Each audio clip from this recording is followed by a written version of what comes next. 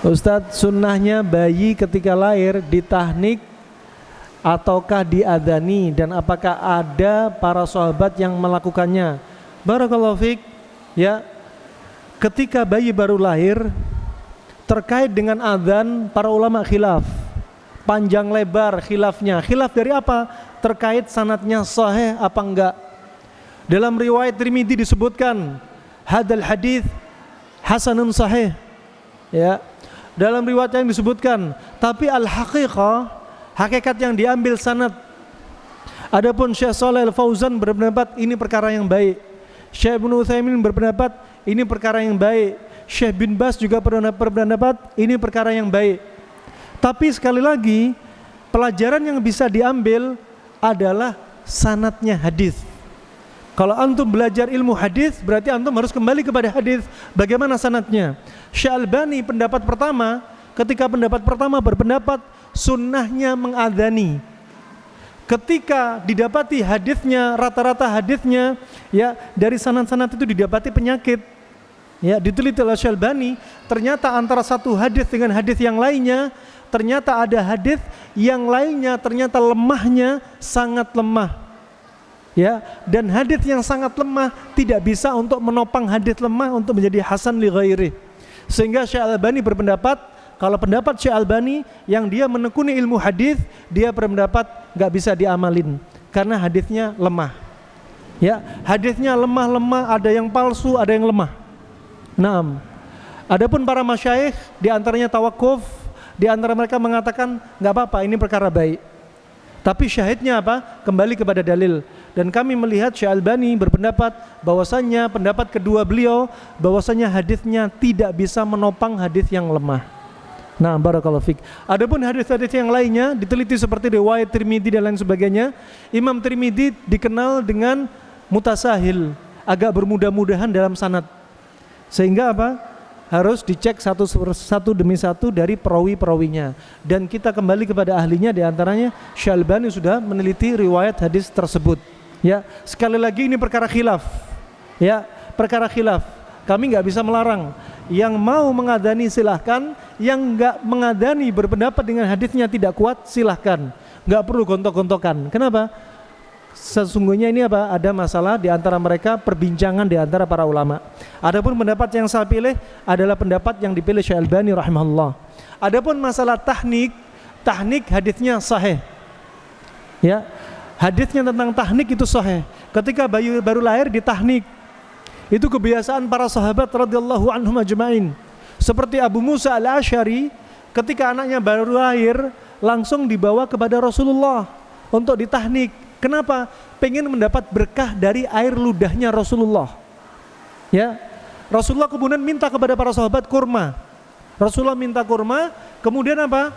Dimamah oleh Rasulullah, dan kurma tadi bukan dimasukin semua ke mulutnya bayi, bukan. Sebagian saja, kemudian kata Al-Hafidz Ibnu Hajar, dioles-oleskan ke langit-langit mulut bayi, ke lidahnya, ke gusi-gusinya. Itu. Hikmahnya apa? Yang pertama hikmahnya biar mulut, lidah, gusi siap untuk menghisap puting susu ibu. Itu satu. Kedua, hikmahnya apa? Biar yang pertama kali masuk dalam perut bayi adalah yang manis-manis. Karena kata para ulama kedokteran klasik, Arab, Cina, Yunani sepakat sesuatu yang manis-manis adalah yang paling cocok ketika perut kosong.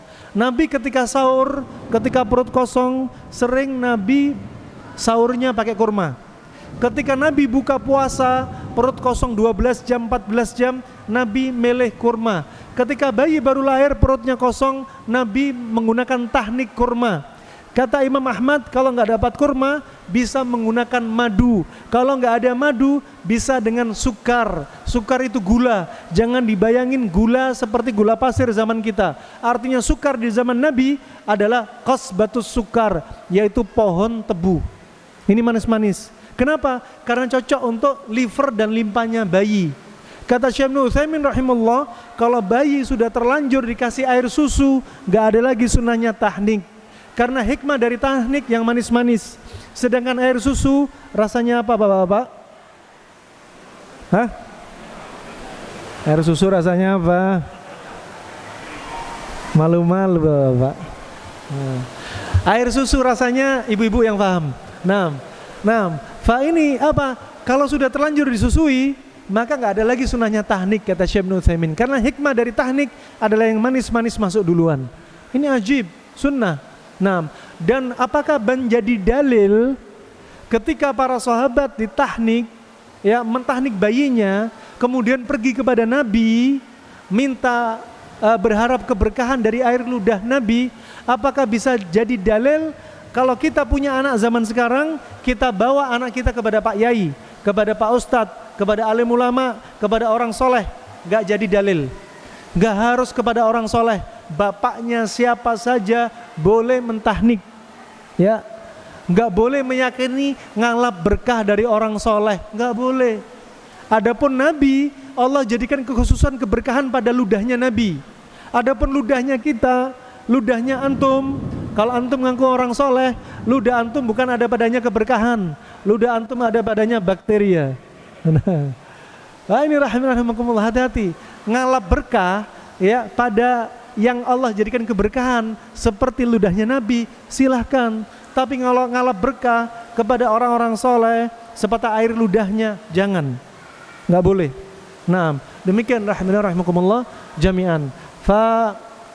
Ya tahnik ini apa? Para sahabat diantaranya ketika bayi baru lahir dibawa ke Rasulullah, satu ditahnik, kedua dikasih nama, memberikan nama sunnahnya di hari pertama atau hari ketujuh.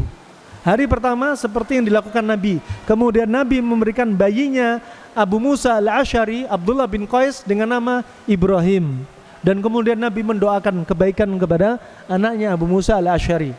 Nah